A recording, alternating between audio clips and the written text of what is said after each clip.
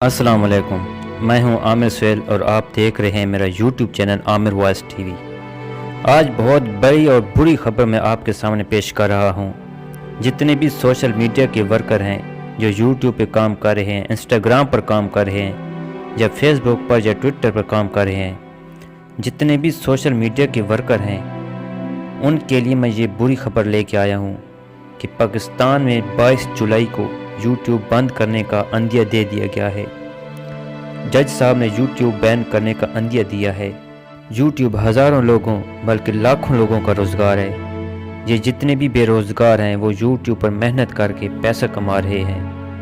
ایک ہوتا ہے یوزر، ایک ہوتا ہے ورکر۔ یوزر تو یوز کرتے رہیں گے لیکن جو ورکر ہیں ان کو مشکلات کا سامنا کرنا پڑے گا۔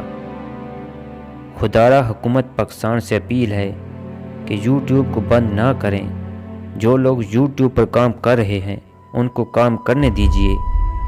جس کی وجہ سے وہ بند کر رہے ہیں، کہہ رہے ہیں کہ کچھ مواد ہمارے بارے میں ڈالا گیا ہے، ہمارے بارے میں لوگوں نے باتیں کی ہیں، لیکن آپ وہ مواد ہٹا دیجیے۔